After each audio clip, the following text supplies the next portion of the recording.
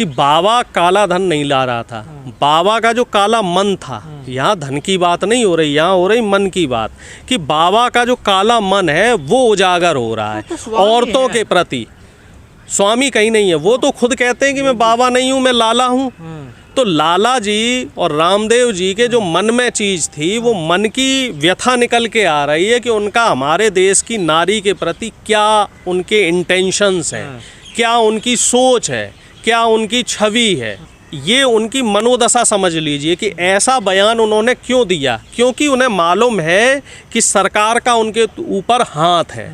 और जो बीजेपी सत्ता में आई है, तो सत्ता में लाने के पीछे भी बहुत बड़ा योगदान बाबा का रहा है। पत्नी मौजूद थी वहाँ पर फडणवीस की जब ये बयान दिया गया। बिल्कुल, और सारे बीजेपी के नेता, तमाम बीजेपी के नेता वहाँ मौजूद थे। और बाबा की आप मनोदशा समझ लीजिए कि वो हमारे देश की नारी के प्रति किस तरह का उनका रुझान है, नई भावनाओं में। नहीं देखो, कुर्ते में अच्छी लगती हैं, साड़ी में अच्छी लगती हैं, बाबा जैसा व्यक्ति, कपड़ों के भी अच्छी लगती हैं। बाबा जैसा को व्यक्ति जो है वो भावनाओं में तो कोई बात कह ही नहीं सकता। बिल्कुल सोच विचार के कहा होगा बाबा ने। ये जवान फिसल गई। जवान कहाँ से फिसलेगी? बाबा इतना समझदार व्यक्ति है, वो औरों की जवान फिसलवाने वाला व्यक्ति, उसकी खुद की जवान कैसे फिसलेगी? बाबा या बाबा रामदेव? रामदेव की ही बात हो रही है। रामदेव जी का जो ये बयान है, ये वाकई बहुत ही निंदनीय बयान है। और इसकी जितनी एकदम से हम ये कहते हैं ना, जितनी इसकी निंदा की जाए या उनकी जो ओछी सोच है, ये साफ तौर पे बता रहे हैं कि कहीं ना कहीं उनके ऊपर आरएसएस का असर आ गया है। क्योंकि आरएसएस के जो नेता हैं, आरएसएस के जो कार्यकर्ता हैं, आप उनकी कार्यप्रणाली देखिए, सभी की कार्यप्रणाली इधर ऐसी है। कोई नेता किसी बीजेपी के नेता के साथ उनके अवैध संबंध है, कोई छेड़खानी में पाया गया। अभी अंकिता भंडारी वाला केस आपने देखा है, वहाँ लड़की को ज़बरदस्ती वेश्यावृत्ति कराई जा रही थी, वो नहीं करी तो उसको मार दिया गया। और इससे पहले जो उत्तराखंड के पूर्व मुख्यमंत्री थे, उनका क्या बयान था कि लड़कियां जो जीन्स पहने वो फटी हुई जीन्स ना पहने, लड़कियां सलवार सूट पहने। तो इन लोगों की जो मनोदशा है वो ये है कि ये हमारे देश की जो नारी हैं, औरतें हैं, महिलाएं हैं, इन्हें दोयम दर्जे का मानते हैं, इन्हें भोग विलास की वस्तु मानते हैं। और इनके साथ आप बीजेपी में भी देख लीजिए, महिलाओं के सम्मान में स्मृति ईरानी नहीं आ रही क्या? अब स्मृति ईरानी मलाई खा रही हैं साहब। स्मृति ईरानी तो आजकल राहुल गांधी जी को ट्रोल करने में लगी हुई हैं। स्मृति ईरानी जी को फुर्सत कहाँ है? स्मृति ईरानी जी इस समय सत्ता की मलाई खा रही हैं। आप उनकी सेहत देख के अंदाजा लगा सकते हैं। सम्मान तो करती है महिलाओं को, अभी पीछे देख के अगर वो सम्मान कर रही होती महिलाओं का, तो महिलाओं के साथ जो जातियां हो रही हैं, अंकिता भंडारी वाले केस में निकल के क्यों नहीं आई? और जो तमाम राज्यों में दलित बेटियों, बहू बेटियों के साथ, पिछड़ों की बहू बेटियों के साथ जो आए दिन बलात्कार हो रहे हैं, उसमें क्यों नहीं निकल के आ रही हैं? अभी एक लड़की के 35, अभी एक लड़की में कितना बोलती है, एक लड़की को अभी 35-36 टुकड़े कर दिए गए थे, उसको अमानवीय तरीके से मारा गया था। उसमें स्मृति ईरानी जी क्यों निकल के नहीं आई? संसद पे तो कोई भी बोल सकता है, संसद में बोलने में क्या जाता है साहब?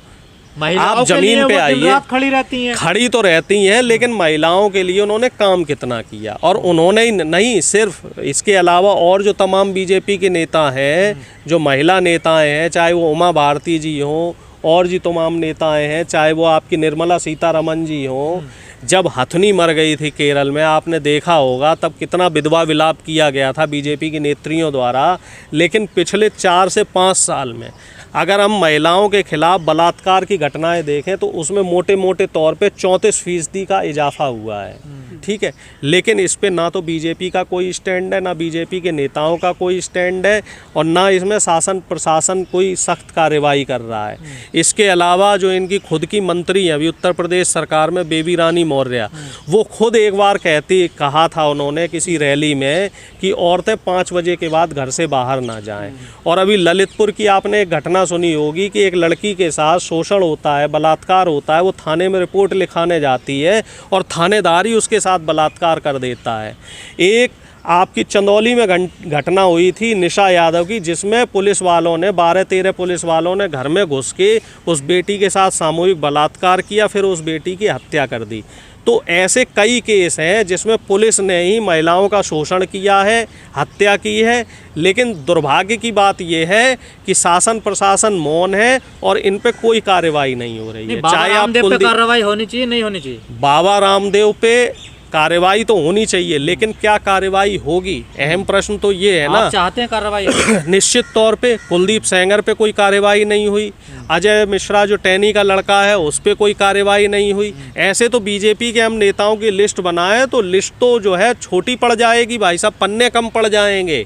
इस समय जो बीजेपी के नेता हैं, जो उन्होंने लूट मचा रखी है, जो उन्होंने शोषण का जो एक तरीका जो बना रखा है, पैटर्न बना रखा है, तो मुझे ऐसा लगता है कि पन्ने छोटे पड़ जाएंगे, बाबा है, दिन उनको छोटे। कार्रवाई करवा क्या करोगे? उनका कहना तो सब माफ है ना। देखिए बाबा स्वामी, देखिए ऐसा है, संविधान हमारे देश में सबसे ऊपर है, ठीक है। और अगर हमारा देश संविधान से चलेगा तो चाहे कोई बाबा हो, चाहे कोई दादा हो, चाहे कोई साधु हो, संत हो, फकीर हो, उसको संविधान के हिसाब से चलना पड़ेगा। तो फिर कार्रवाई क्यों नहीं हुई अभी तक? हमारे देश में हर महिला का, चाहे वो किसी भी तबके की हो, गरीब तबके की हो, चाहे वो पिछड़े तबके की हो, उसका बराबर सम्मान होता है। और महिला के खिलाफ इस तरह का जो बयान इन्होंने दिया है, तो इस बयान पे इनके खिलाफ कार्रवाई होनी चाहिए। और कार्रवाई नहीं हो रही है तो साफ संदेश है कि बीजेपी की इसको शरण मिली हुई है बाबा को। क्योंकि महाराष्ट्र में जहाँ पे ये घटना, बाबा ने जो घटना की है, तो वहाँ भी बीजेपी की सरकार है, ठीक है, और केंद्र में भी बीजेपी की सरकार है।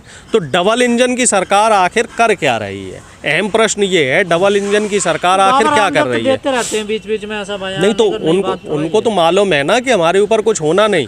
अगर उन्हें मालूम होता कि हमें कोई कार्रवाई होनी है तो बोलते क्या मजाल थी? ऐसा बयान देते हैं आपके ऊपर कार्रवाई? अरे मुझे तो अभी तक रगड़ देते भाई साहब।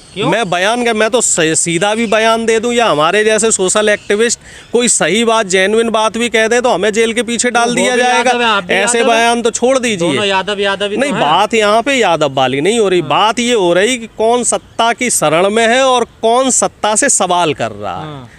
अगर आप सत्ता से सवाल करते हैं तो आपका सही भी गलत हो जाता है, और अगर आप सत्ता की शरण में तो आप चाहे 100 गुनाह कर लें, चाहे खून कर लें, कत्ल कर लें, आपके सारे गुनाह माफ़ हो जाएंगे। जो हमारा गृह मंत्री है वो तड़ी पार है, कई उस पर कत्ल के केस चल रहे हैं उनके ऊपर, और भी तमाम ऐसे नेता हैं जिनके ऊपर खून के, मर्डर के केस चल रहे हैं, और वो सब बाहर हैं। तो बाबा ने तो छोटा सा बयान दिया है ना, तो छोटा बयान लगता है आपको? भाई बाबा के हिसाब से तो छोटा बयान है, हमारे हिसाब से बहुत बड़ा बयान है। लेकिन अब देखने वाली बात ये रहेगी कि महाराष्ट्र सरकार का इस पे क्या एक्शन रहेगा। देखने वाली बात ये रहेगी कि क्या केंद्र सरकार को या अमित शाह जी को इस तरह के लोग दिख रहे हैं जो भली रैली में बोलते हैं कि हमारे शासनकाल में ना तो कोई दूर दूर तक दूरबीन लगाने से अपराधी दिखता है। इसको लेकर तो पूरा बवाल, वो साउथ के थे और वो लैंग्वेज प्रॉब्लम थी जिसकी वजह से उन्होंने राष्ट्रपति को राष्ट्रपत्नी बोल दिया था। बाद में उन्होंने उसको क्लैरिफाई भी किया था। लेकिन चूंकि वहाँ पे बोलने वाला बीजेपी के अगेंस्ट का नेता था, अगर वही बोलने वाला नेता बीजेपी का नेता होता तो उस चीज़ को भी रफा दफा कर दिया जाता। तो ये चीज़ तो यहाँ देखने में आ ही रही है इस समय कि बीजेपी के शासनकाल में, बीजेपी के शासन सत्ता में, मतलब कहने का मतलब बीजेपी अगर अपमान करे महिलाओं का, उनके नेता करें तो वो अपमान नहीं है। देखो साहब, कहावत है, सैया बहू कोतवाल तो डर काहे को। जब बीजेपी के लोग ये काम करेंगे तो उन्हें किसी बात का कोई डर नहीं है, क्योंकि उन्हें लाइसेंस मिला हुआ है।